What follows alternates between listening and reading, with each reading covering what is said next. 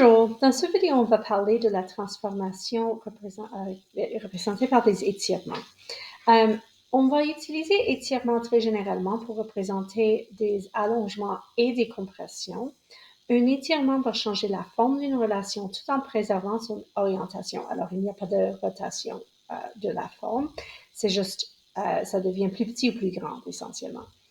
Considérons une fonction y égale f à x qui subit un étirement horizontal seulement. Alors, ça va pas être plus grand en préservant sa forme. Sa forme va être allongée, étirée.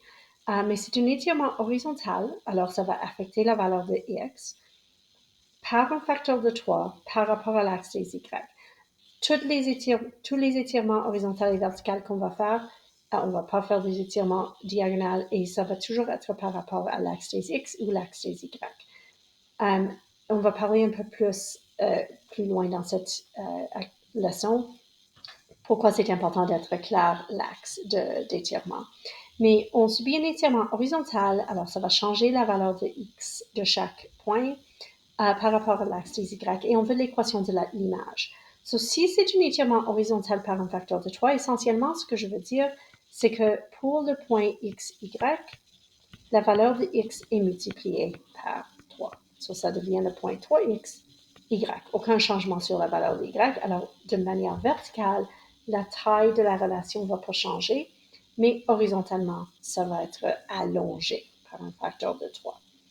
N'oubliez pas que ça, c'est la valeur originale de x. Alors, ce que j'apprends ici, c'est que x original, x nouveau, la nouvelle valeur de x égale 3 fois la valeur originale de x. Y n'est pas changé. Y nouveau égale y original. Alors, pour écrire l'équation, quand je sais que y original égale f à x original, je ne connais pas l'opération représentée par f, mais je sais que ça s'applique aux valeurs originales de x et y. Alors, pour trouver y original égale y nouveau, alors je peux juste immédiatement remplacer ça. Mais x original, je dois savoir comment le remplacer par x nouveau. Quand j'isole x original dans cette expression, j'ai x original égale 1 tiers x nouveau. Alors, le remplacement que je dois faire dans ma fonction, c'est 1 tiers de la valeur originale de x. La valeur nouveau. Maintenant que j'ai une équation avec les valeurs nouvelles, les nouvelles valeurs de x et y, ça c'est mon équation. Y égale f à 1 tiers x, ou bien on écrit souvent y égale f à x sur 3. Ça fait aucune différence laquelle vous écrivez, mais ça c'est l'équation de l'image de cette transformation. Alors quand je vois quelque chose comme je vois dans la prochaine, y égale 1 demi f à 1 demi x, ça, c'est la fonction transformée. Alors, je considère que ça, c'est la nouvelle valeur de y qui égale 1 demi fois f à 1 demi la nouvelle valeur de x. Ou bien, je peux l'écrire comme 2y nouveau égale f à 1 demi x nouveau.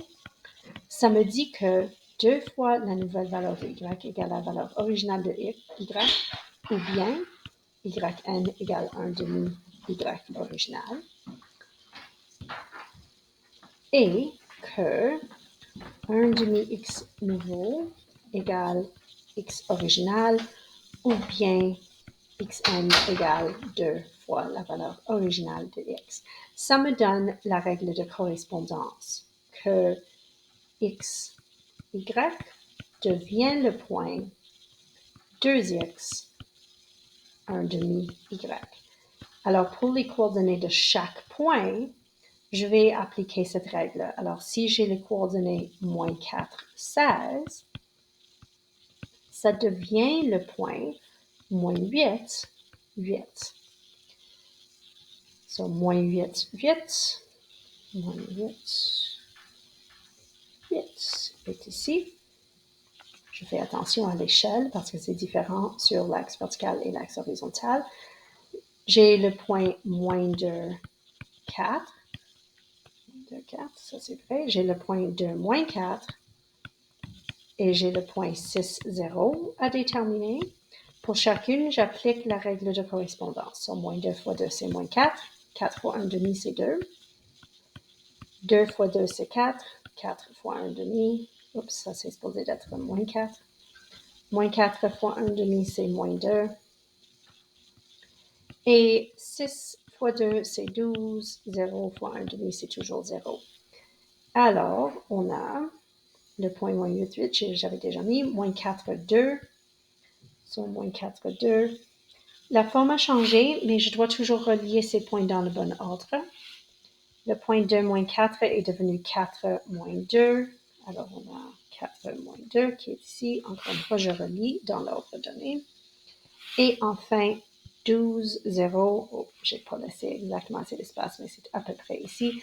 Il y a un peu de courbe dans cette partie du graphique. Alors, voici la partie transformée. La prochaine partie, on demande les points invariants. So, les points invariants sont les points dont les coordonnées de l'image n'ont pas changé. On peut voir ici qu'il y a un point qui n'a pas changé de la fonction originale à la nouvelle fonction, et c'est le point 0, 0. Si je considère la règle de correspondance, ça c'est assez logique, parce que le point 0, 0, si je multiplie 0 par 2, c'est toujours 0. Si je multiplie 0 par 1 demi, c'est toujours 0. Alors, lorsqu'on fait une transformation, un étirement, les points invariants vont être les abscisses ou les ordonnées à l'origine. So, pour un étirement vertical, c'est par rapport à l'axe des x, so dans l'axe des x, parce que c'est sur l'axe des x où y égale 0. Et si y égale 0 et on fait un étirement vertical, on va multiplier y par quelque chose, ça ne fait aucune différence quel quelque chose, 0 fois n'importe quoi va toujours être 0. Et pour un étirement vertical, horizontal, pardon, pour un étirement horizontal, ça va être dans l'axe des y, sur les ordonnées à l'origine. Encore une fois, parce que ça c'est où x égale 0.